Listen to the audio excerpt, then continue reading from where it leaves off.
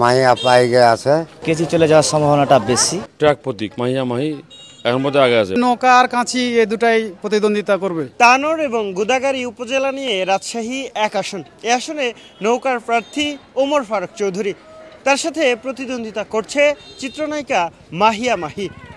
এ আসনে কে আছে এগিয়ে, কে হবে জয়ী, কি বলছেন সাধারণ ভোটাররা? মাহিয়া আপা ট্রাক মার্কা এগিয়ে আছে, কারণ ইতিপূর্বে আমি তো ওদেরকে ইতিপূর্বে ভোট দিয়েছি, কিন্তু এবার আর দেবো না। আমরা এবার নতুন প্রার্থী চাই এবং মাহিয়া আপাকে চাই, মাহিয়া আপাকেই ভোট দেবো। ওদেরকে অনেক তো দেখলাম, এটা সবার বিষয়, ভিতরে সবাই এটা একটা যে কোনো একটা নর্মাল একটু চিন্তা করেই দেখা যায়, কারণ ওদেরকে 15 বছর দেখা হলে কিছুই করে কিছুই, তাদের কোনো চেষ্টাই নাই উন্নয়ন করার। এই জন্য আমরা আজ সব কিছু বাদ দিয়ে সবাক মাহিয়া আপাকে চাই। নৌকার প্রার্থী আলহাজ ওমর ফারুক চৌধুরী সাহেবই এগিয়ে আছেন। মাহির নির্বাচনে আসাটাকে আমরা খুব একটা ভালো করে দেখি না। তিনি একটা তারকা মানুষ, মিডিয়া জগতের মানুষ। সে মিডিয়ায় থাকলেই বেশি সুনাম অর্জন করতো আমার জ্ঞানে বলে। সারা বিশ্বের লোক চিনত, দেশের লোক চিনত, সম্মান খ্যাতি অর্জন করতো। এখানে কি উদ্দেশ্য এসেছে তিনি বলতে পারবেন। কার প্রচার প্রচারণা বেশি দেখেছেন? আমার তো মনে হয় নৌকা আর কাঁচি এই দুটাই প্রতিদ্বন্দ্বিতা করবে, গোলাম রাব্বানি আর ফারুক চৌধুরী। নৌকা আর কাঁচি সব জায়গায় দেখছি মাহির একটা প্রচার। উনি তৃতীয় থাকতে পারে, দ্বিতীয়তে এরাই থাকবে, এই দুজনই হবে। মাহিয়া পাইগে আছে। আমরা নতুন প্রার্থী চাই। আমরা তো আর 15 বছর দেখলাম, আমার দেশে কোনো কাজ করে দেয়নি। এখানে আপনার নৌকা প্রতিদ্বন্দ্বী আছে আর কেচি আছে, তবে কেচি চলে যাওয়ার সম্ভাবনাটা বেশি। তাকে মানুষ পছন্দ বেশি করে, ভালো মানুষ।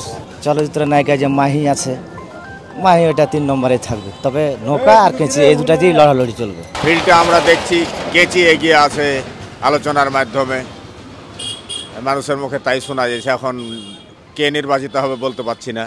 সেই এক আসনে কে এগিয়ে আছে? রাজশাহী এক আসনে তো মাহিয়া মাহি ট্রাক প্রতীক নিয়ে ভালোই সাপোর্ট পাওয়া যায়।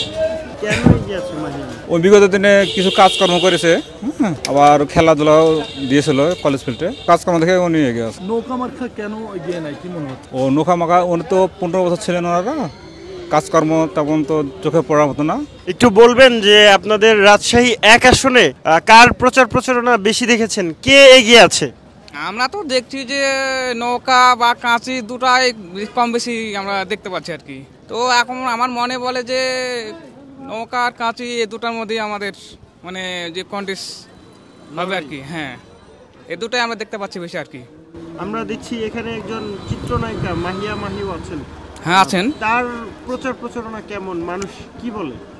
না, তারা তো অবশ্যই আছে, হ্যাঁ, কিন্তু এখন কম বেশি তো অবশ্যই নির্বাচনে বা মানে ভোটারই হবে আর কি। তবে আমরা এই দুটাকেই বেশি দেখছি আর কি।